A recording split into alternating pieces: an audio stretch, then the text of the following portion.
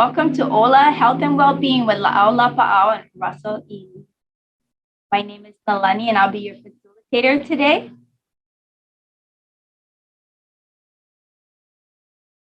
Aloha and kalamai, I'm Sheila. Welcome to this session. It is my pleasure to introduce you to our presenter, Russell ʻIli, our Laʻau Lapaʻau practitioner.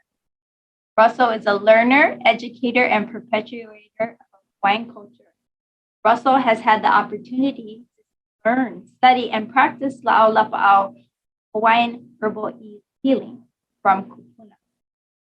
Russell really embodies what he practices, lives what he teaches. So without further ado, let's hear from Russell. Evelina Mai, how's everybody doing today? My name is Russell ʻIli. Mahalo to Nālani and Sheila for opening up for me. As they have mentioned, this is the Laʻau Lapaʻau course. My little bit of my background, my father is from Hilo and my mother is from Honolulu. Extensive family from around the island of Hawaii on both sides of my family. And we'll get more into all of that of my history. But anyway, I'd like to welcome all of you coming today in whatever the reason you guys have interest, or if you just want to learn a little bit more or compare, welcome. And I'm honored to be here. Mahalo to Pauahi, mahalo to the Kamehameha schools for allowing me to be here and share my manao. So with that said, I always begin with Laʻau Lapaʻau. Where did I learn Laʻau Lapaʻau? Believe it or not, all of us, Laʻau Lapaʻau means herbal healing, specifically Hawaiian herbal healing. But believe it or not, all of us are actually herbal healers. We just don't realize it. We don't realize that if something is wrong with us, we try to correct it ourselves. We try to heal it ourselves, whether it's physically, mentally, or spiritually. So I always like to start that. Then it gets people to start thinking about, hey, you're right. You know, sometimes I get sick and I don't want to go to the doctor. What can I do? Maybe drink a tea, right? Maybe drink something hot or go gargle with Hawaiian salt. We have to remember that all of us are cultured, right? We all come from different backgrounds, even in Hawaii. Unless you're a pure Hawaiian, you have so much different mixed cultures that we all share and we all learn from. So while I go through this, think about your own heritage, think about your own knowledge, your own background, and try to see, yeah, I did do some kind of herbal healing. I did try to heal myself, if that's the appropriate word.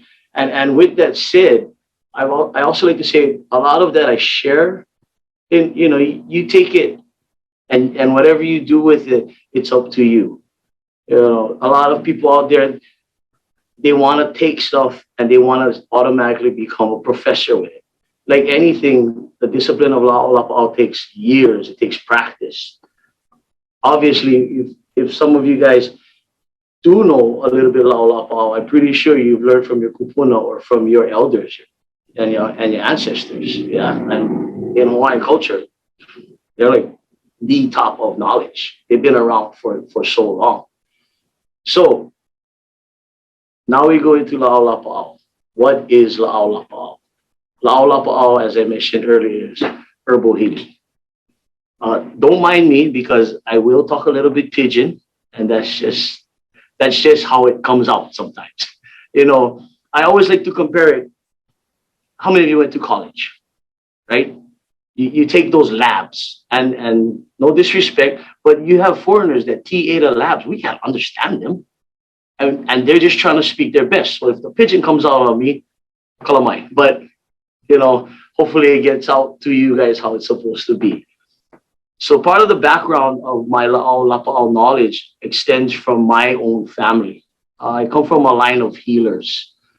Not all of them were in Laʻau Lapaʻau. Some of them were spiritual healers.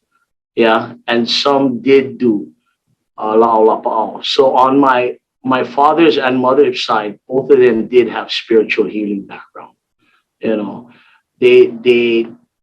That's what they did. And my father's side, they did Laʻau Lapaʻau. not to a big extent, but you know, what they could do for everyday remedies, yeah, for simple cuts. So then later on in life, I was given the opportunity to study under Papa Henry Awai. And from then, we studied about 14 years before he passed. 12 to 14 years before he passed.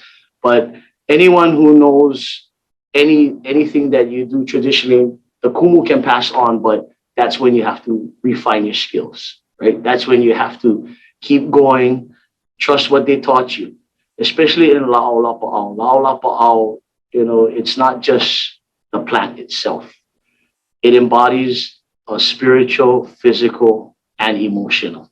All three of those is what actually helps heal a person. What I mean by that is we come from 5 disciplines that we actually follow and we ingrain in our teachings. I'll go into it, but I'll just explain what they are. So the first one is ho'olohe, okay, which means to listen. The second one is ho'omakaukau, be prepared. The next is ho'olauna kamea maikai, which means sacrifice. And the other one is, the fourth is homaikai akahai, respect. And the last is homanawanui. That's what we were all taught from Papa Hawaii. And, you know, some of those I was taught by my own Kūpuna, right? A lot of people always ask, well, who did you learn from? I mentioned who I learned from. And remember, yeah, the ʻŌlelo no ʻeau, that not all knowledge is learned in one halau, which is true. But what a lot of people have to remember is when you're done with one kumu is when you move on to the next kumu. You can't, or you shouldn't, and most kumu won't allow you to, you know, dual credit, if that makes sense for you guys nowadays, yeah? Taking 2 at one time.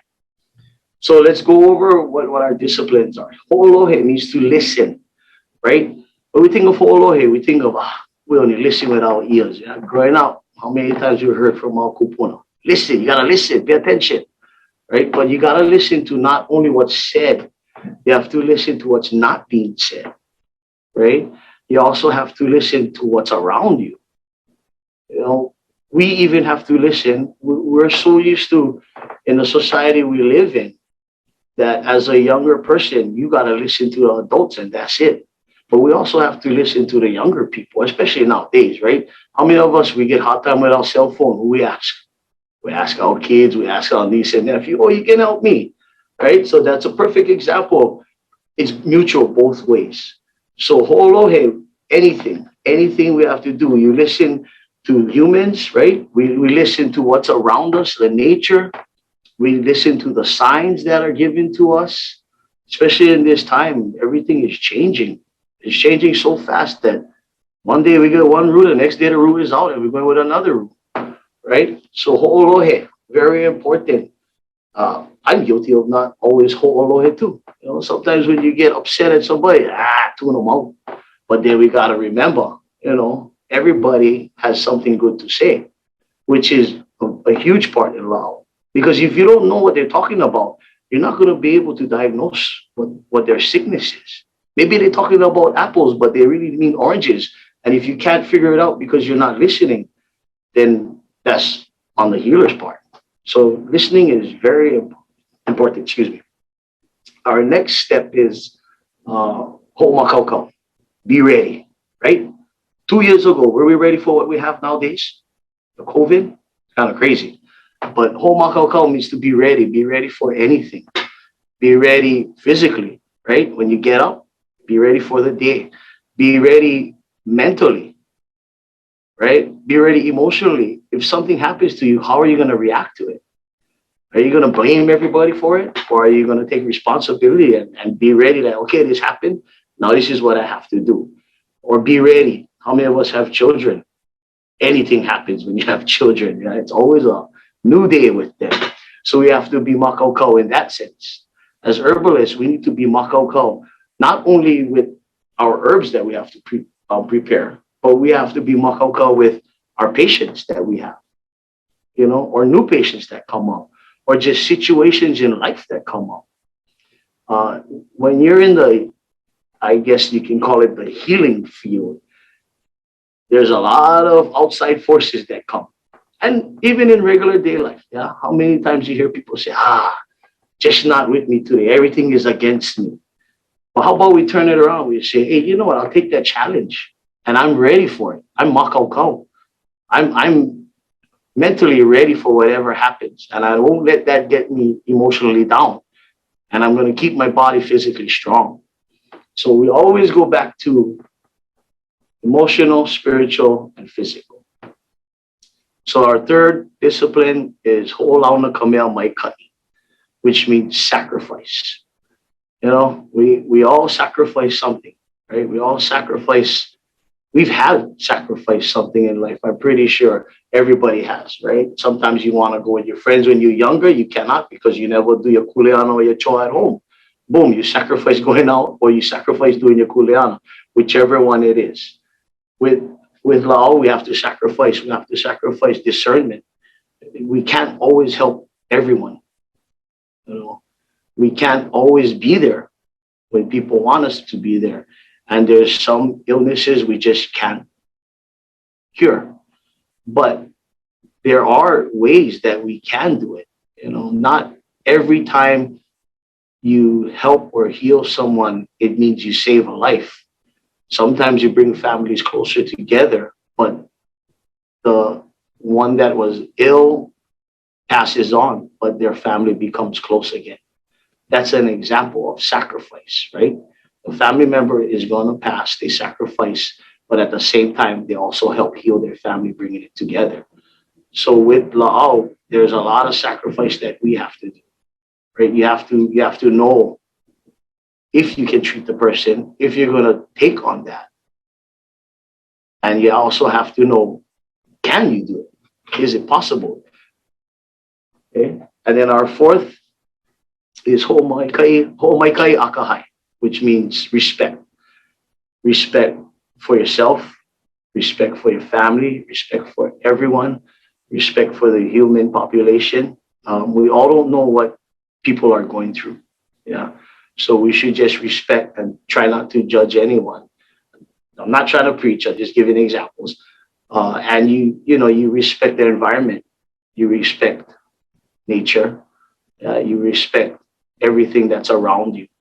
When you have respect, then everything actually goes smoothly, comes your way, right? If we don't take care of our aina, we just throw any kind of rubbish around, the aina not going to produce for us.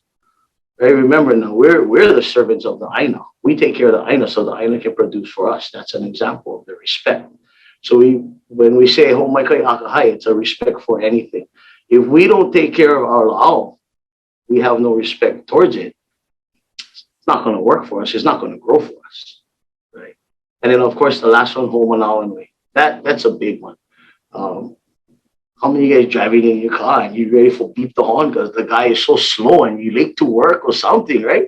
We're not patient, and then next thing you know, you're staring them down. But we live in that life. Sometimes we gotta step back and we gotta ho'omanawanui. Or your child didn't do what you said right away. Now, that's it. Take away the phone. No, you're not going out. We lose them, right? With Lāʻau, we gotta be ho'omanawanui because the plant not gonna grow overnight. Even with Miracle-Gro, not gonna grow overnight. So that's an example of that, yeah? The ho'omanawanui is around us all the time. I'm one of those guilty guys that, you start growing, you figure yourself out. Whoa, pull back. It's all right. We ho'omanawanui, as healers, we got ho'omanawanui with everything. You can't help somebody if you all the way in 1,000 and the person is still at 1. So we have to take care of ourselves first. And we have to always make sure that we're patient. Some people want a quick fix. Maybe it can happen. Sometimes it cannot. Most times it cannot. But ho'omanawanui is big, especially in the society we live in nowadays. Yeah. It's so easy to just call somebody, press 1, boom, you call. But if you forget the number, hurry up, what is the number? Give me the number, right? So ho'omanawanui, that's our 5 disciplines. Ho'olohe, ho makau, ho launa ka mea mai kai, ho mai kai akahai, and ho manawa nui. So before I go on, and later on you'll be able to see several of plants that I had brought. I do not use markings in the ʻŌlelo Hawaii. I do know what it is, but I leave it that way because that's how the Kūpuna taught it to me. And when you're talking about Kūpuna from before, they didn't write with markings. So they knew what they were talking about. But if you want to know where the markings are and all of that, leka or email me. And we can put those in later on. All right, so that's the disciplines that we go by. Russell, mahalo for sharing that. Just a question. How has your practice helped you to maintain a sense of joy, personal balance, and or strengthen your total well-being? Oh, talk about Jiminy Cricket, yeah, and the conscious that you have when you do Laʻau. No, I'm not supposed to eat that because it's not good for you, but you eat it anyway. But actually, it's a backbone. My family and I, we live.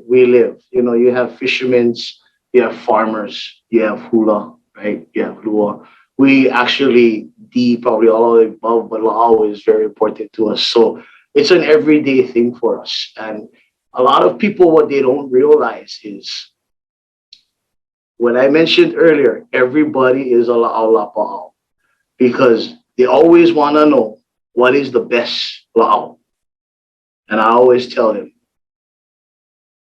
food, right? We should be eating what our ancestors ate. Our DNA is made up that way, right? I love hamburgers, but we should be eating more of the fish and the poi. The food is your first Laʻau. What you eat, what you put into in your body is what's going to affect your body. Now, a lot of people didn't realize that. And it's what your ancestors eat. So, you know, if you get about 10 different nationalities, you're lucky. You get mixed plate, you can eat any kind. But, you know, it's what that is. That should be the priority. What you eat is what your ancestors eat because that's what your body is made up of. So food is your first Laʻau. And that said, it's tough, it's challenging. I don't like to say it's hard because that's the easy way out. It's challenging, right? For Hawaiians, okay, $8 15-pound rice or $8 1-pound poi. What are we gonna do? I get 8 kids. I gotta go with the rice. Maybe next paycheck we catch one poi. So it's a challenging thing for everybody. Yeah? It's a challenging thing on that. I cannot fish. I'm not gonna get fish, right? Or maybe try. You know, before we used to barter. But nowadays, nobody like barter. Everybody like money. It's pay. So that's probably the challenging part of our first Laʻau, our food. It's trying to get it. Yeah. But, you know, cannot help because later on in life, what happened was they substituted the fish with the pipi. So plenty of that is still in our DNA. We can eat the pipi, just not as much.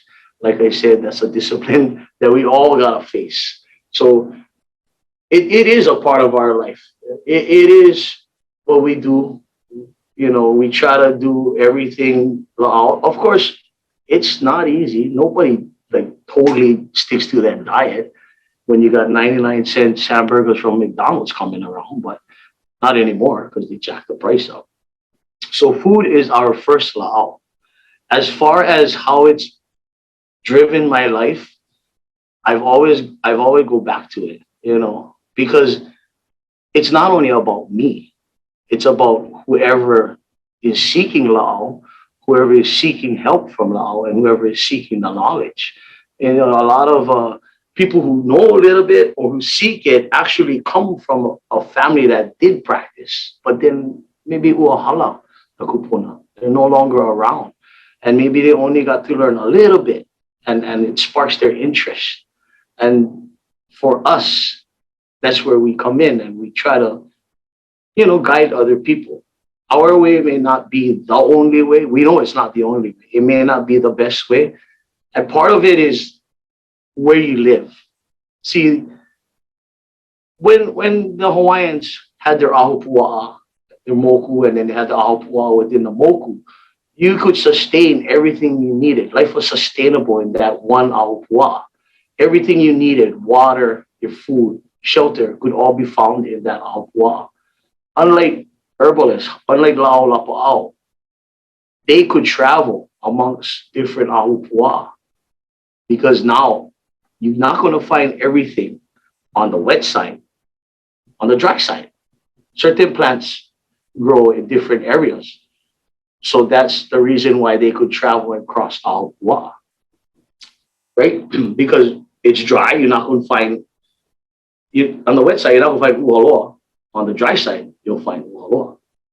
So that's why the discipline also, it expands more, you go to different places to gather different things, all with homaikaiakahai, all with respect.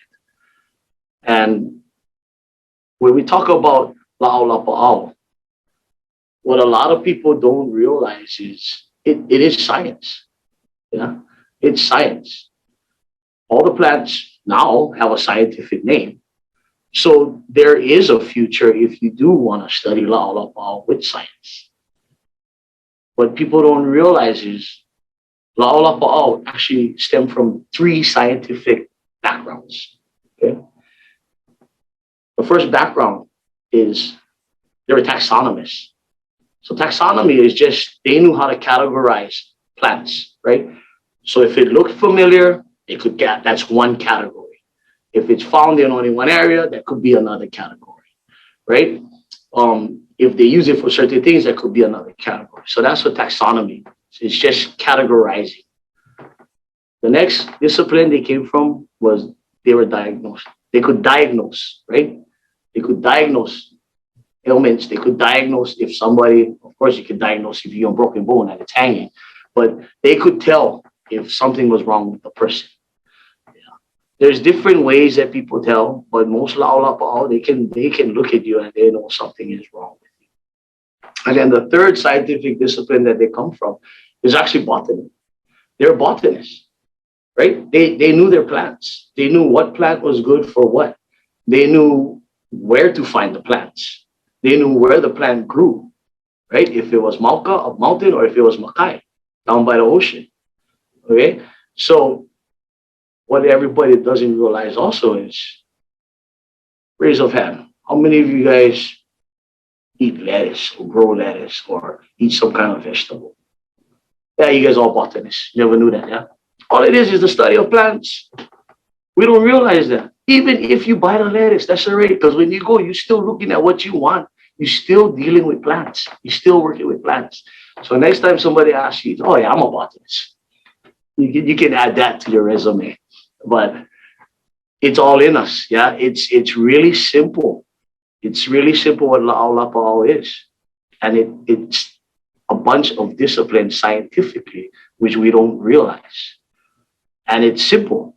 Botanists, taxonomists, group them together, yeah? How many of you guys, when you grow your plants, you put certain plants together either because it grows well or it looks nice?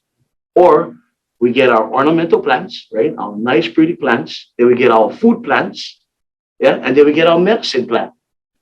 That's taxonomy. Simple as that. Which we go back to our food, right? Food as our first medicine.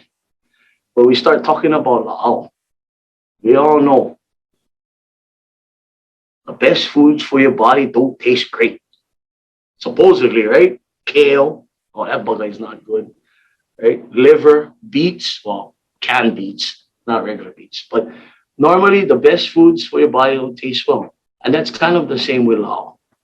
If it tastes good, you got to question if it's really going to heal you, right?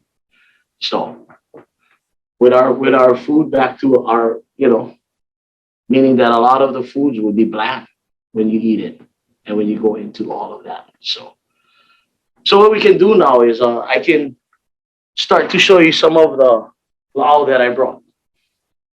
And if you can't see, then you got to leave your hand at the camera, lady. Oh, I'll see if I put this up. Everybody can see. Can you guys see the camera with the plants? Not yet. Okay, so remember I mentioned food, yeah? Our first plant over here. food, kalo. Yeah, that's an apuvai. And the reason why I chose that one is because if you're familiar with apuvai, that's where the ʻaliʻi, that's where the kings and the queen, the chiefs used to get their water source from, because it was the purest water form that never touched the ground. So I always like to bring the kalo plant and remind everybody that food is our first medicine. Yeah. What we also have to remember is when you do herbal healing, yes, there's a lot of plants, yeah, a lot of plants that we use. But with herbal healing, 80% is spiritual and 20% is physical, such as plants or whichever ones we have. And when we talk about Laʻau, we don't only talk about plants. Yeah, we talk about ocean products, whether it's an urchin or even the fish. Yeah, we use fish bones. We use urchins. We use these, right? Everybody see what that is? That's actually a koele. Yeah, a monster opihi that we could, yeah, you see how big that is, that we use as measurements. We also use, to hold things in there, especially if you're gonna burn things, kind of like an incense kind of thing, because it doesn't burn. But a lot of people don't realize is the inside is good, but if you're not careful, the outside can actually work against you because of all the calcium on it. Yeah. So you gotta know all those things, and of course you have your mortar and pestle, right? We actually still do things by hand, and a lot of people always ask, but there's a machine for this. You can do a machine for that. But what happens is, you guys hear lima ava, yeah? Sawa hand. When you do the machine, it heats it up. So now it changes the properties and it makes it turn faster. So it can't last as long. So that's the reason why we use a lot of mortar and pestle, especially with things like our olena. Yeah. We got the powder in there, real fine powder, and our alaya. Okay. You can see how fine that powder is. Yeah. Okay, and then one of the main plants that we were taught to use is Kinihi. Kinihi is actually a non-native plant. I don't know if you guys remember, you pluck the thing off and you used to throw them at your friends and the thing stick on their shirt and you laugh because they don't know. Yeah, so Kinihi is actually, there's a native variety that everybody used to use or still uses as tea, is ʻŌlelo. Right? But from our teachings, we use Kinihi because it has stronger properties. And the reason for that is a lot of native plants is too potent to mix. Yeah. I mean, too potent to use by itself. So you have to mix it. So when I say it has stronger properties, it has stronger properties by itself that we can use on its own. So it's like a cousin to ʻŌlelo. Yeah. We use that. We use it for different things. We use that internally and externally. So some plants you can only use internally, some you can only use externally. Some you can use both. Yeah. So that's the what you call that? The plant, and then here's a dry part, the leaves. So that's, you dry it out. And a lot of our medicines that a lot of our Laʻau that we do, we dry it out because we have more control of the dosage. If you use fresh, you don't know how long it is. Like, how many of you guys go make lau? Yeah? And some other leaves really gotta cook them so long and still no cook and break down. Part of that is because when you get the kalo, a lot of it big yellow leaves, but that's the older leaves. So that's the ones gotta break down longer, but look nice, the bugger big, yeah. And the smaller ones is smaller. So same thing with all of our fresh Laʻau, we try not to use fresh unless that's all we have. Because we can't control, it might be in the ground. We know how long it's in the ground, but still yet the potency is different. When you dry it out, it kind of puts it on an even level field. And we don't dry in the sun because the sun will suck out all of the nutrients. Yeah, everything is indoors. So that's why most of our Laʻau we use is dry. There's some that we use fresh, and I'll talk about this one later that I didn't wear a tag for. I thought I did. But That's hono. We'll talk about that later.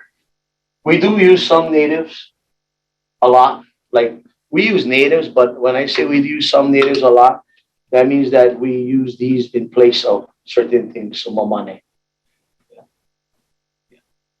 Where are you? Okay. Mamane. Yeah, the mamane leaves. If you're not familiar with mamane, it's grown high mountains. Mauna Kea, Mauna Loa, Walalai, Haleakala. And a lot of times we use that in place of Kinihi, just depending on what's happening, yeah, with the person. Next plant that we also use is Coli. Some of you guys might be familiar. So Coli is also known as the castor bean plant. Maybe some of your Kūpuna actually used to use it to do like enemas. I know it sounds weird, but back then that was a form of cleansing, yeah, for them. That's what they had. So this is just a small version of it. And we use the bark. Yeah. Use the bark of it.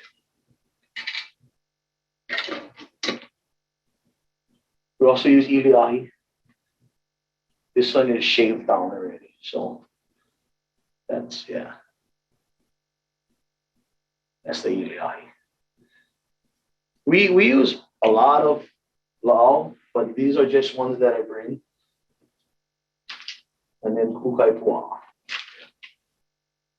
That one is kukaipua.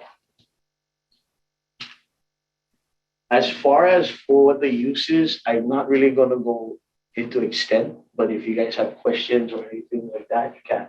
And then as mentioned, Lāʻau has counterparts, yeah? Land and ocean, right? So if some of you are familiar with kalo, yeah, you have a manini strain, right, for kalo. But then you also have the fish that's a manini. Then you have the kumu strain, and you have a fish that's kumu. So it's the same thing with our Lāʻau. We use things from the ocean, yeah, like limu kala.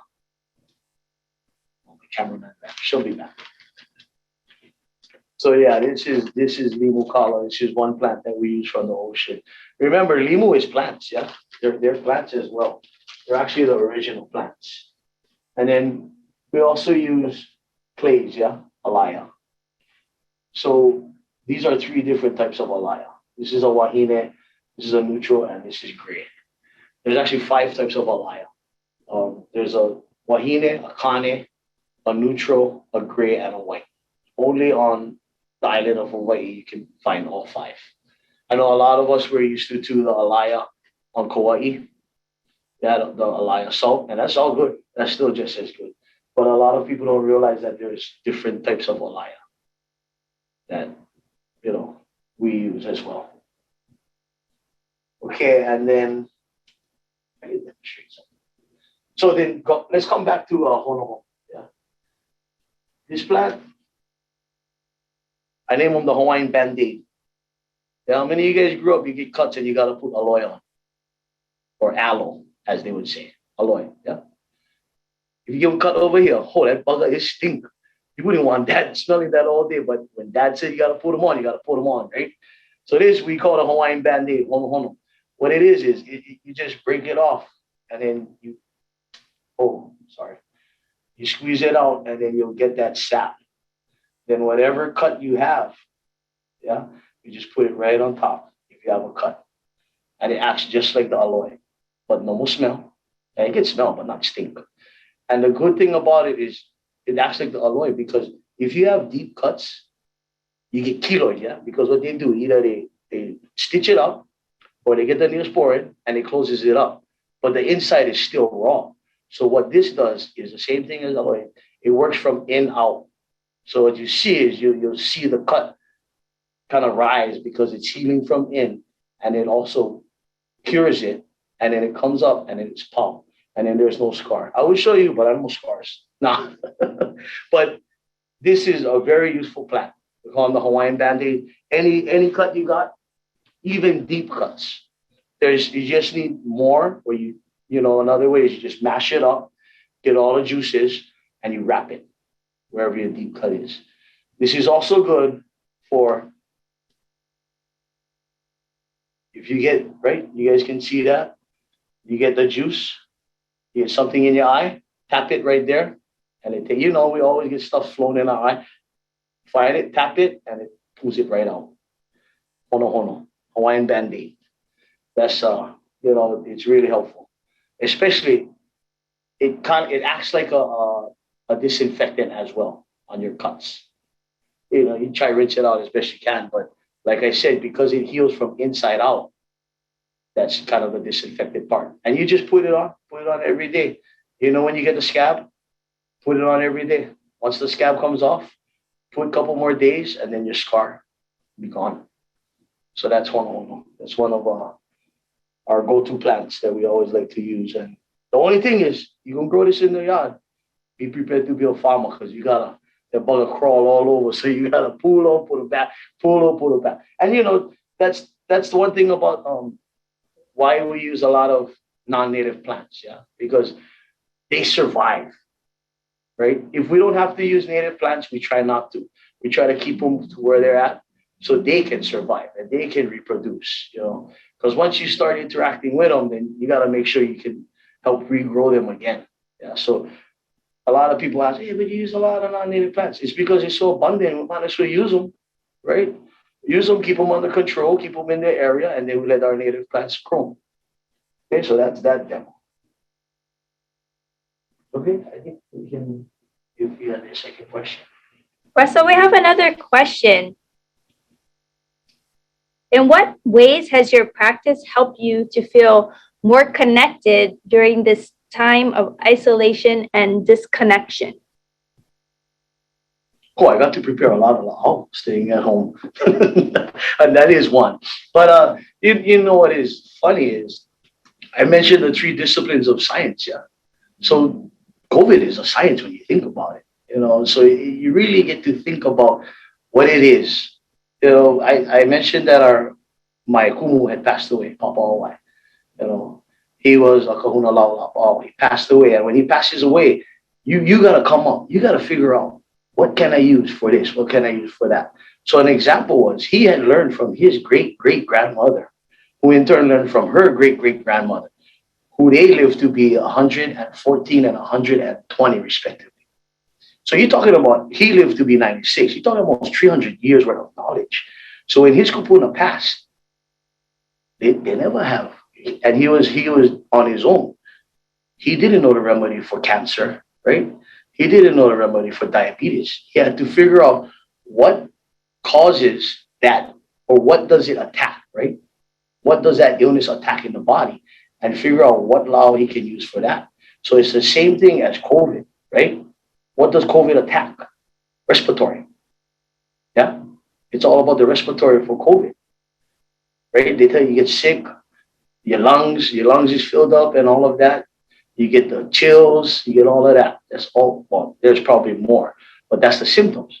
So now we treat it. I speak for myself and my other Hamana brothers and sisters, is we treat it as a respiratory illness. So what we would do for, let's just say, if you get asthma, I would do that with COVID, which I've done. It's all about how you're going to help heal the respiratory. So we look at it as asthma. That's one way. If you have to steam bath, that's the way, right? Get all of that out, open your pores up. So that's a huge, knowing how to compare what attacks the body, or where your body is affected, what in your body is affected. Yeah, especially with this new COVID. And that's why, for me, ʻaʻau and science are one in one. Yeah. The only reason why I say that is because, and I failed to mention because I don't really talk about it, but I do have a degree in botany. So I do know the scientific part. I do know the scientific names of the plants. And I have bridged the scientific part, which is not different from the cultural part. It's just different languages, that's all. They mean the same thing, but they talk about this. I mean, they mean the same thing, but it's in different words.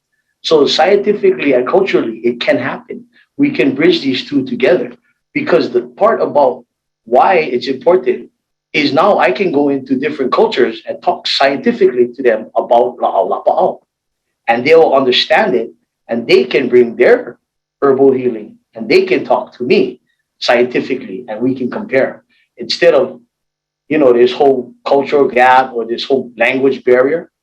That's where science can bridge Lapaʻau together with any herbal healing community. Yeah, which is pretty amazing, because before we would never think about Lapaʻau being taught in schools. Yeah, how many of you guys grew up was always like, oh no, hush, don't talk about that. No, can't do that. Not in front of everybody. Put it away, right? But now it's science. It's like, oh, you better let everybody know what you're thinking. Get that Nobel Peace Prize. Yeah. So that's the bridge that we can all work together, which for a lot of herbalists, it's still, they still like, nah, I don't know. But then when you bring it out to them that herbal healing is science, science is herbal healing, then they're like, yeah, you're right, makes sense. We just don't understand what the science is talking about. I said, it's okay, because they don't understand what you're talking about. That's why you got to have the guy bridge them together. And that's where all of you guys come in as well. I mean, I'm pretty sure you're not just on here because you wanted to see me. You didn't even know who I am anyway. But it's because you're going to do something with this knowledge, whether it's science, whether it's culture, whether it's both. Yeah, whether it's passing it down generations after you, whether it's getting more interested and learning more. You're here for some kind of purpose. You're here for some kind of reason. Same reason with me. I'm here to pass it on, to maybe not pass it on, but to talk about it, get it out in the open. Yeah, because it was forbidden to talk about. I don't know if a lot of you remember, but at one point, like everything else, they made it go underground because they said it was ana, which is a different type of healing, but they said it was black magic. So all the Lapaʻau, all the kahuna, they all just kept it to their family. And that's why it's mostly families that know and have the knowledge of it, because they kept it to themselves, because they didn't want to lose it. If they came out, it'd be banned. Yeah? Same thing with our language. We didn't speak the language, but now it's thriving again. And that's where I look at it as far as today. It's going to be here, but how can we incorporate it in our everyday lives? Yeah. How can we pass it on to our children who plenty don't even like do the culture because they think it's boring, right? Or you know how you get them. You text them in Hawaiian, or you text them in whatever language you are. Now they got to force to learn what that is, right? Technology going back to culture. One day they'll all come back and they'll all swing around. But that's what it is. It's just perpetuating it and understanding what the next generation is, understanding what the generations before us had to deal with, and understanding the generation now. How we're going to all do that. Of course, we can't do it all, but we can do a little bit, and we can perpetuate whatever we know how. Yes, that'd be lovely if we could just do everything and perpetuate down and poof, we'll continue on for the next 100 years. But, we live in a totally different world, a totally different society. And one day at a time, we can bridge everything together. So it's interesting. By raise of hand, did you guys want me to go over it again? Over the names and all of that, by raise of hand, do you guys want me to do that, or you just want to see it? Okay, we can do that. All right, remember we said I always bring the kalo because that's your first medicine. Food is your first medicine for the Hawaiian people. That's our staple. So I always bring a kalo plant. And then maile hohono. Yeah, this is maile hohono. We have the fresh and we have the dry form. There's two types. This is I didn't go over it first time, but this is a white flower. Yeah, if you can see that. And then we have a purple flower. So the white flower is stronger than the purple flower. And then we have our Kinihi. This is like one of our main plants that we use, that we learn to use. So that's the fresh form. And then the dry form is the leaves that is dried already. Okay.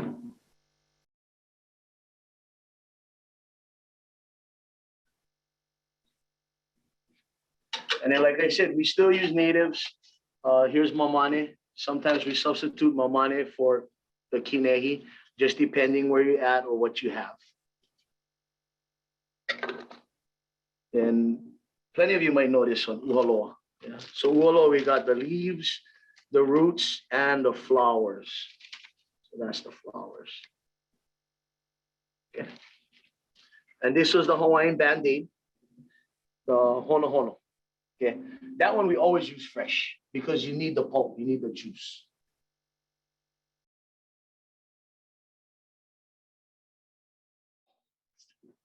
And then we got ʻŌlelo. Yeah, I don't have ʻŌlelo plant, partly because ʻŌlelo goes dormant. So this is the time that it's dormant. It grows, it goes dormant, and then it comes back. It grows, it goes dormant, then it comes back up. So that's why I don't have an ʻŌlelo plant right now. And then that's the product of it. Yeah, the powder. We ground the powder, and then alaya that I mentioned. These are just 3 types: wahine, neutral, and gray.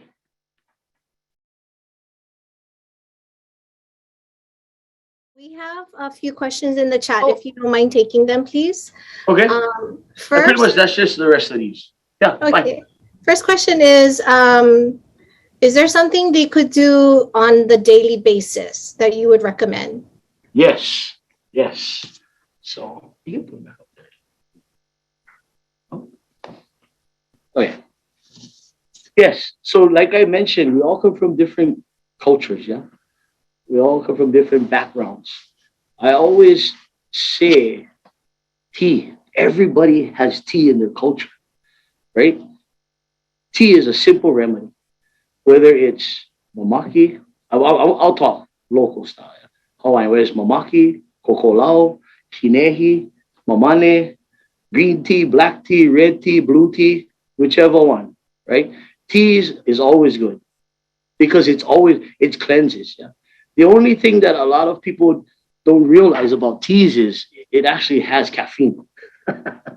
Yeah. So a lot of people, I don't drink caffeine. I go drink tea instead of coffee. Oh, brother, still get caffeine in most teas.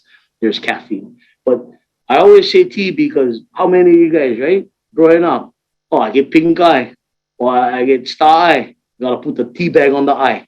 We never knew that was a remedy. That was Laʻau, but maybe it wasn't Hawaiian tea, but it was some kind of tea. Put it on the eye next thing you know, I can go to school now tomorrow. Gone the pink eye. Yeah. So teas is great. I always say, find out from the Kūpuna what kind of teas they use. Yeah. What did they make? Or what, even if it's Lipton, still tea. But that's always a good to go remedy. How many of you guys drink the lemon peel tea? Oh, that bugger was sour. Yeah, that tea, but that thing clear your throat, gone. Sickness pop. So it's not only Hawaiian herbs. Yeah, it's any herbs, especially if it's from your culture, because that's what your body is made of. That's what your DNA is made up of. Yeah. See, now that's the scientific part coming back in. Okay. Sour sap leaf. Yeah, that's good. Hey, yeah, lots of tea ideas. Tea leaf. Nah, that's different. That's what ʻŌlelo. I'm just kidding. Yeah. Okay, mahalo, Russell. One more question. Any of the plants you have in front of you today, what are some of the uses? Okay. Besides the one you just covered, if you can expand on that a little bit more. Yeah. So Kinihi and you want to show it? I'll just bring it. So like the Kinihi, this is a tea. So the cousin to this is kokolao, which is a native. Yeah. So that's what a lot of Hawaiian Kūpuna use is kokolao. But this is what we use. We brew teas with this as well. Same thing. You get the eye, take the leaf, put them on top of your eye. Same concept. But yeah. So this we brew it to a tea. And this is like one of our everyday tea that you can do and you can drink. The next one would be same thing. So this is the uhaloa, yeah? Uhaloa leaves. You can make a tea out of this. So plants are like humans. Okay? When you think about it, plants is like humans. You get the baby. Well, first you have the grandparents, yeah, who had the makua, who had the parents, and then the parents have the baby. So when you think about a plant, the root is like the Kūpuna, yeah. It's the oldest form because it's underground. It's the most potent. It's the most potent form of the plant you can get because it's the oldest. Okay, that's the Kūpuna, and then you get the leaves, which is the makua. And then you have the pua. Yeah. In Hawaiian, we always refer, or not always, but there's reference of pua as keiki. Yeah. So that's the keiki. So that's one way of thinking about the plants is it's just like humans. Yeah. The older they are, the more potent they are. Think about that. Yeah. You never had some back in Kūpuna. You don't know what they're going to do. Yeah. So that we always like to look at the plants as that, you know, generational wise. The other thing that you got to remember about it is when you do Lāʻau, you have to know whether it's a wahine, a female, or whether it's a kane, a male. Sorry, man, women are stronger than us. So they can handle more dosage. But you know what? It's okay because they give birth and I don't have to.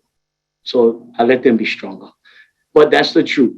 Women in life are stronger than men, spiritually, emotionally, and physically. That's why when the kids get naughty or when they cry to mom, not to dad. Anyway, you got to know who you're treating. You cannot treat one wahine, same thing as on kane, especially if brother is 250 and the wahine is only 120. So that all goes into play when you do Lāʻau. The next thing is you got to know if it's a Kūpuna, a makua, or a keiki. Yeah? You ain't going to give this to keiki. You're not going to give the roots to keiki. It's too strong for them. Yeah, they're young, they're fragile. So we give them the flowers. Yeah, we give them kind of what represents them. We give them the flowers in that. So that's what's huge about when you do Lāʻau. You cannot just do one Lāʻau for everybody. So when people ask, if you recommend on Miracle Lāʻau, what would you recommend? Prayer, because that's 80%. But anyway, you cannot. Yeah, you just can't. You gotta know kane, wahine, Kūpuna, makua, keiki, and even sometimes you gotta know nationality. Yeah, because it depends. It depends where you get them from, what it is, right? Some is too potent. That's why Kinihi, a lot of reasons why Kinihi, because it is not native, so it can accommodate everybody, including Hawaiians who live here, because we had to adapt to different things that came onto our island. Yeah. So that's one thing that is good to remember if you ever want to start taking the Lāʻau yourself. And the other thing is you cannot give Lāʻau for people to take if you never take them before. Hey, take this. What tastes like? I don't know. What does it do to you? I don't know. Yeah. So you gotta know your own medicine. Yeah, we've tried all. I've done all of this and more, but basically that's it. You shouldn't administer. Not cannot, because some people do, but you shouldn't administer Lāʻau if you do not know what it tastes like. Because somebody might be going, oh yeah, tea gonna taste good, and the next you know, whoa, that ain't tea, that's junk, but it's good for you. So one of our rules as well is we have to have at least tasted. We actually have to do all of it. And the good thing about Lāʻau is you don't need to be sick to take it or to try it. Yeah. Because sometimes if you're sick, you know what tastes, you don't know what it tastes like now. How are you gonna tell the person, oh yeah, it tastes like this? When you had stuck nose, you couldn't even have taste and all of that. Okay, so going back to, well, you guys saw the Hawaiian Bandaid. And then ʻŌlelo, we always mix ʻŌlelo. It's too potent by itself. I know some people, they take ʻŌlelo, but technically they're mixing them when they put ʻŌlelo in the water. Yeah? Nobody goes like an apple and walk around with it. You know, your hands all yellow, your teeth all yellow, your tongue all yellow, but yeah, everybody mixes ʻŌlelo, whether it's water, whether it's whatever they want to call it, but it's really potent. ʻŌlelo is potent. So we always mix it. And most times we'll mix it with the alaya. Yeah. So when you use ʻŌlelo and alaya, it actually gathers the illness. Yeah, it gathers. So this is part of when there's a cleanse that needs to be done for certain things, it actually gathers all the junk from the body that has. And it's also done with your Coli strips, your Coli bark. Okay. So how many of you guys familiar or heard of the castor bean plant? Castor oil. Yeah. a bug will flush you out there. That's what this does. Right out there, clean out everything inside. It comes out black, but you know, that's from all the buildup on the inside of our Nāʻau. So those three usually work together. Kukaipua'a. Kukaipua'a. We usually use this for food poisoning. Yeah, upset stomach. Brew a tea, drink it, and then you should be all good. Okay, and then like a lot of other things that we have out here, the limu kala and the ʻili, it's usually mixed together, you know, for different ailments and all that. Okay, you guys want to take a break? You good? Keep going. Enough. Close the Zoom. No. We have a few more questions in the chat if you want to take it, but yeah, we can. We're yes, here. so there is a question about, are there any plants that work well for skin cancer? Skin cancer. Okay. But yes, we do have plants for those, but it's also a process that you have to do as well, because most times you get skin cancer from what? The sun. Yeah. So you got to reverse the process. That's what a lot of people don't realize is, oh yeah. For example, if I have diabetes and I do Lāʻau, I will be powdering in 2 days. No, it didn't take you 2 days to get diabetes. It took you probably several years. So you got to reverse the process, you know, so it will take time. And that's the same thing with skin cancer. There's a process because of how it's acquired. That's not a good word to say. Nobody wants to acquire skin cancer, but how you got it. Yeah. So there is a process. There is a cure for that. And it's just a process. And there's a plant that we use. It's called a lemikane. I don't have it, but it looks like the lemon that get all the bumps on them. That bugger is ugly and sour. I don't know if you guys are familiar with that one. That one you got to put lihimu inside food. If not, that thing is too sour. But that's one of the plants that we use. We actually use the fruit of it. Okay, we can go to the next question. Yeah, mahalo. Okay, there's another question about the difference between mamaki and kokolao in terms of its benefits. How is it a cleanser or something that replenishes things? Can you elaborate? Okay. Well, they both use for teas, yeah. And the difference is, first of all, physically, kokolao can become a tree. Mamaki can become a tree. Kokolao, you know, the plants, lucky it's more of an herb versus a tree. So of course, kokolao is smaller, the leaves, and then mamaki is bigger. But from what I was taught, even growing up, what we were taught from Papa Hawaii was that the healing properties is not as strong as the Kinihi, you know, because the Kinihi is actually, it can flush you out as well. And it also tones your body. So when you lose a lot of weight, yeah, you have like your skin kind of sags down. You drink a lot of Kinihi and you rub it on, it actually tones your body back to how it was. As far as mamaki and kokolao, we don't really use that, but it is a tea that you can use. And I always say to people, if that's what you have, that's what you have. It's better than nothing. Yeah, better than drinking warm water. At least you have some kind of healing properties with your tea. So we don't use it too much, but it's better than nothing, like I always say. Okay. Hello, should we be drinking tea hot to get its medicinal properties, or can we drink it cold?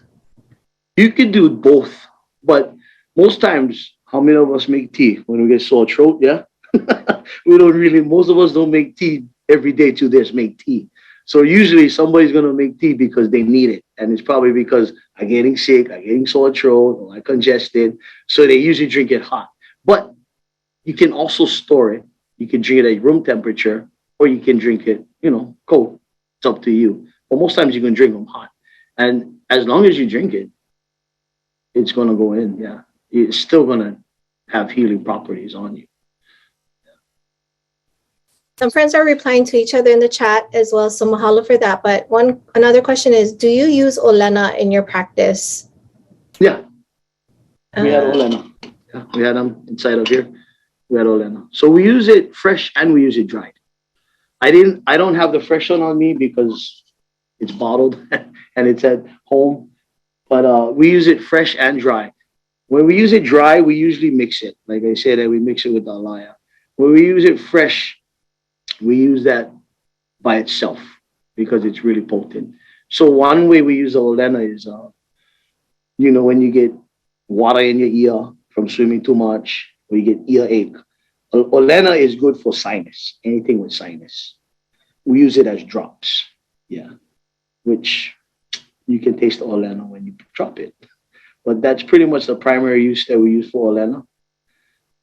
Fresh, but you have to grate it, and you have to strain it, and then you get the liquid, and then you get yellow hands.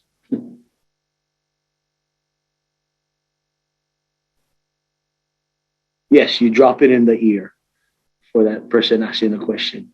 Yeah, you do drops, ear drops. Yeah, you grind it into this form. We use our mortar and pestle, and then we grind it into that form. No. Another question is, could you go over uhaloa? What are the healing properties of it? Why I have the column? Because I always start off with food is your first medicine. So because I'm a Hawaiian, I like to bring the staple of our Hawaiian people, the kalo. And the healing property is eat what your ancestors eat. Yeah, because that's what your body is made up of. So you want to get something in there from your ancestors. Yeah. So haloa is just the traditional name of kalo. And then now, of course, there's like 70 varieties of kalo that they have on there. And I just brought the apuvai. It's one of my favorite. Yes, you do have tons of ualo on Kona. We don't even have, we have like rare here on this side of ualo. So that's a good tea to drink. Ualo is also a good tea to drink because you have a lot on the Kona side. Sorry, I just answering one question. So this is the uhalo, yeah? The uhalo leaves, yeah? The one that had the root. Oops, with a leaf on it. The root, the leaves. Yeah, that's the uhalo. It grows on dry side. So you live Kona, you live Waiwai, you live Lahaina, you live down Hanapepe side, all that side, uhalo grounds. Nice and dry. Try not to gather it from the roadside. Mostly because of pesticides, whatever, all the car exhaust going on them. Yeah. So you don't really want to be taking those in. So when we gather, we don't gather from the roadside. And a lot of, especially, going back to that question that they had about these times and how it's been going, a lot of us have been growing our own. We've just been gathering and growing it in our own area because then it becomes a controlled environment, and we know. Because technically plants can grow anywhere. Ualo can grow in hilo. You just have to baby it a little bit more. Yeah, not let them get soaked in the hilo rain. So plants can grow anywhere. That's what a lot of people don't realize. So for us guys, because of what's happening and we were restricted to going out with COVID, we decided to just start building more of our garden and putting it more in controlled environment where we wouldn't have to worry about gathering if it's by the roadside or if something was here before, and all of that. If the person is asking, how would I find a kahuna to study under if I'm trying to become a practitioner? Well, that would depend where you're living. Zoom is great, but it's nothing like hands-on. So that's probably the hardest part nowadays. Yeah, is when we all studied back then, it was you meet, you there, hands-on. But yeah, you can email me and we can figure it out. Like if you don't live here or where you live, we may know somebody out there and all that, because we've actually had a lot of Native American practitioners that come to our gatherings and share, like from the Hadanasanis, and then we had a couple from can't even think about New Mexico. Yeah. So when Papa Hawaii was when he was living, he would travel and he would take his Lāʻau to people, different places, to help heal them and also to, talk story with the other healers, because that's what the Kūpuna do, right? They all talk story with each other and they all share and they all compare. So yeah, they can email me, and I think my email was up there earlier. We'll add your email. We have your email for the end of the session coming up, but just a few more questions.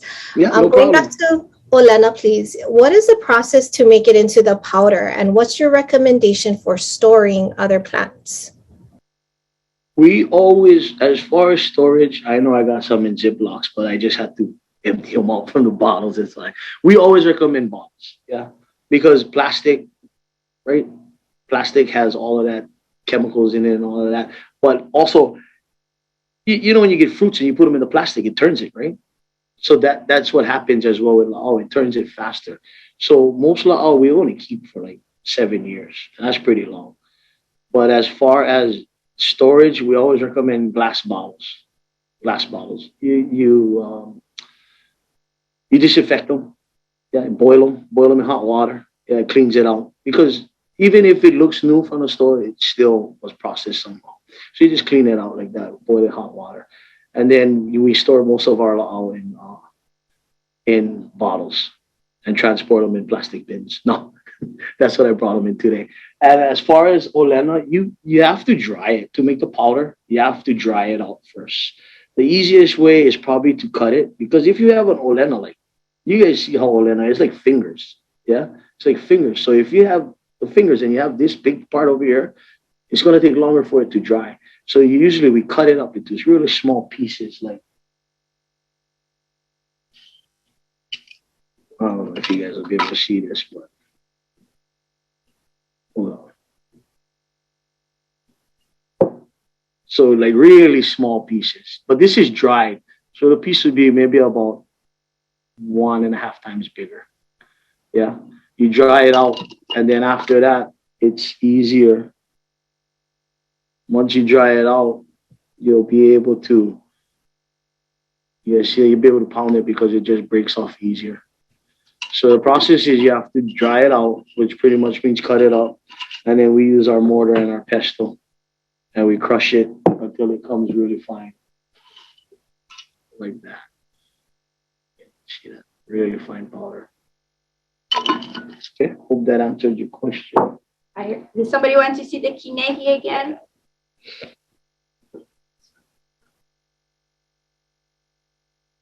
Another question, Russell. Do you hold classes? Do you hold any classes? Personally, no. Yeah, I don't. Not right now, at least. Yeah, mahalo. This session is being recorded, so if you feel like you need to go back to check back on some information he shared. So this is one way, right, to learn. Can you dry ʻŌlelo in the sun? Well, we don't dry any of our Laʻau in the sun because the sun takes away a lot of the healing properties because it just soaks it up, right? You can dry something in the sun one day and it's done. So usually, well, we always dry indoors, and it usually takes, depending where you live. If you live Kona, it'll take you a good 3 or 4 days. If you live Hilo and it's pounding, take you about a week and a half. But yeah, we always dry all our Laʻau indoors. And it doesn't have to be like a vacuum sealed room. It's just out of the sun. A few more questions. Can you treat mental illness, depression with Laʻau? Yes, but most times it's not the Laʻau physically, like a plant.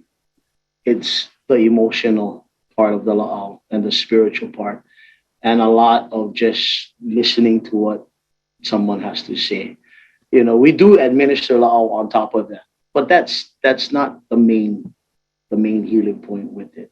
And a lot of times, depression, mental illness is just, they need somebody to talk to.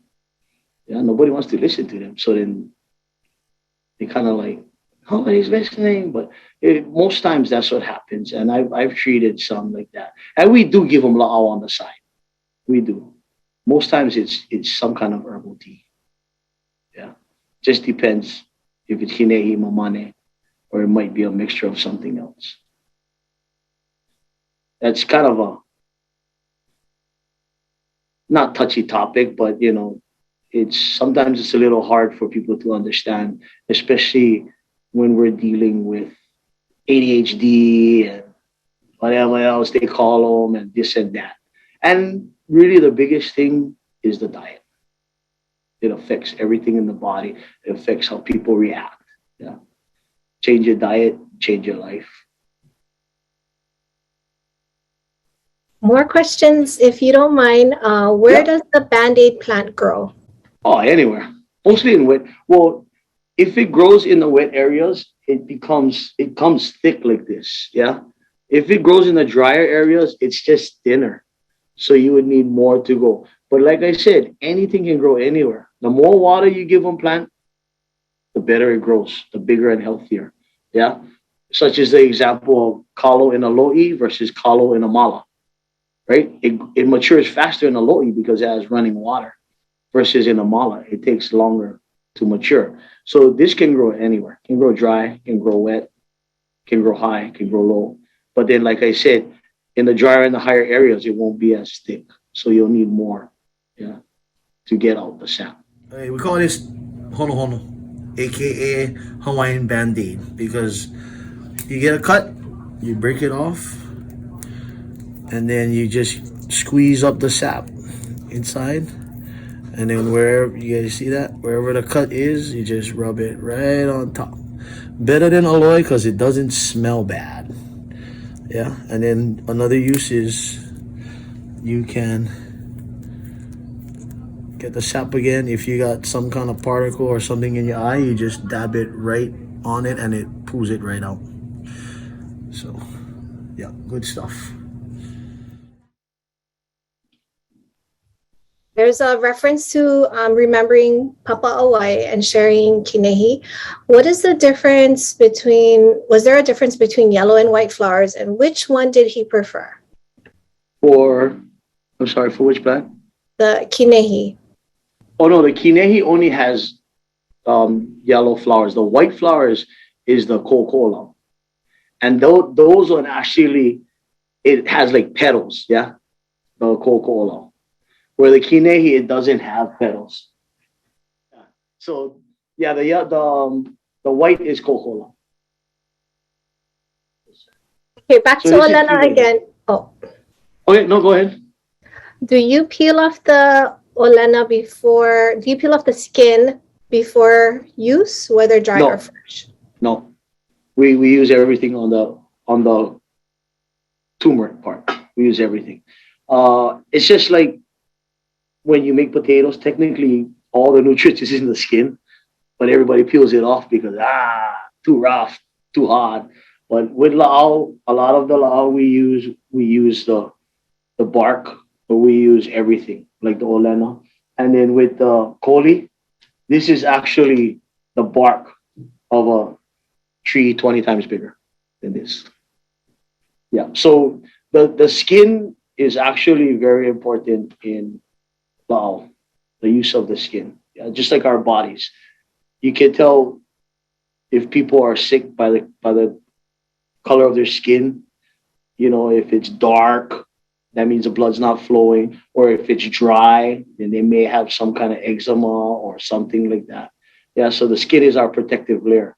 It's the same thing with the Lāʻau. That's why it's one of the most potent parts that we use.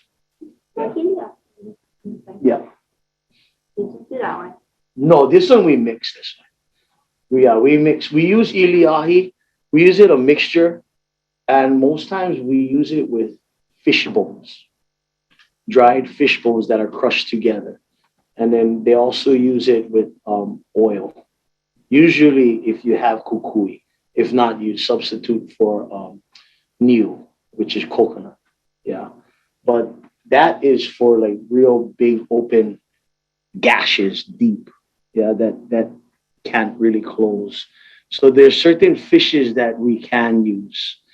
No, we don't use aku, we don't use ahi.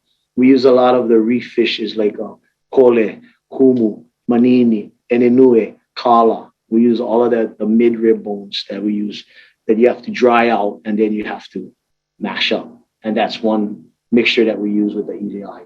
Because ʻIli is a native plant and it is potent. And I didn't mention about oils that we use. Yeah. So the main oils we use is kukui and niu. But you know, if you look out through Polynesia, they use niu like crazy. Yeah, hinano. Now, the women, they always put it on their body because it's actually a coat of protection, but at the same time, it keeps your pores open, right?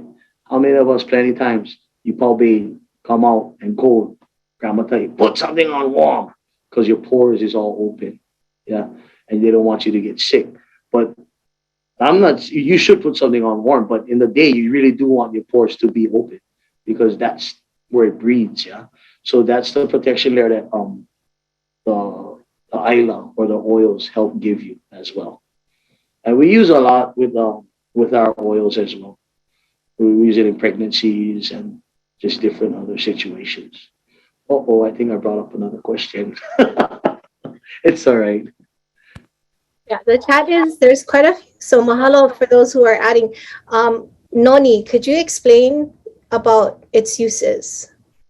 As far as from what I learned, we do not really use noni. We use it, if we use it, it'll be external only. We don't use noni internally. It's really potent. I know growing up, we used to see the noni bottle on top of the garages here and there. But as far as from what Papa Hawaii has taught, he did not teach us too much about noni because it's very strong. And he only taught us how to use it externally. And we never use it internally. So as far as noni, I don't mention it or I don't really talk about it as well. I respect if other people use it because that's what they were taught. And, like I said, everybody has different knowledge. Everybody has different plants that they always go to.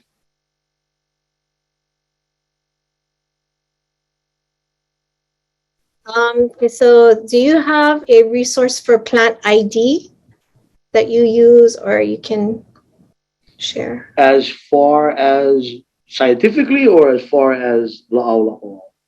Your practice. No, it's pretty much our notes. What we were taught, everything that we learned and all of that. Yeah. So no, is there a conversation with Lāʻau Lapaʻau practitioners regarding incorporating new Lāʻau as new ma'i come about? as far as new Lāʻau, no, because pretty much the plants is the plants, yeah, unless you start like hybriding them and all of that. But the conversation is of new illnesses and what plants we can use, such, like I talked about COVID, it's a respiratory. So we would use plants like the Maile Hohono. Yeah, we would use this plant for, it's all dried. Oh, we would use this plant for respiratory. Yeah. So we would steam with this plant. We would do like a steam bath with this plant, which is also one of those that it opens up your pores, yeah, so everything can come out. But then now you gotta cover up because your pores is all exposed. But yeah, that's one that I've used before for COVID. And it's not saying it cures it for everybody. Everybody is different, right? So it's really important to, know what you're doing before you do, because really the risk is on you. So if you're not confident, that's one of the toughest part for us. And for us, what we were taught is we never accept, well, I can't say we never accept payment, but we don't ask for payment because there's times when people pay because they feel that's the way to say mahalo. And we don't want to take their blessings that they're giving us away. But we'll never say, okay, this is how much it is. That's one of the disciplines we have. Another discipline that we also have is we don't really offer our services. But if people ask, then it's okay. Because if we offer, it's like us intruding on them. What if they never let us help them? Right? So we always leave it open that way. That if they ask, if we can accommodate, we look at the whole situation, then we'll go from there. But we don't say, you get that, I can help you. Because then if it doesn't work, it comes back on us. Right? So that's a huge responsibility that we have to be disciplined about. And a lot of people always say, na on hila. Say, okay, I'm not, because I'm sticking to what we were taught. Yeah. And it's a lot. It means more when people seek you out. That means like they're seeking you out. It's not just, I'm going to heal everybody in the world. That's impossible. That's tough to do.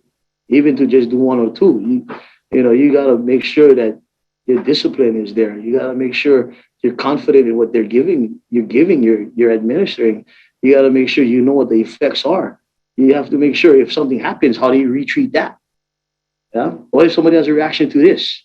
Okay, what is my counter treatment that I'm going to do because they have a skin reaction, right? Because not everybody reacts positively to Laʻau. One day their body is not used to, so you're putting something foreign into their body, they're going to have a reaction, whether it's good or whether it's a bad reaction.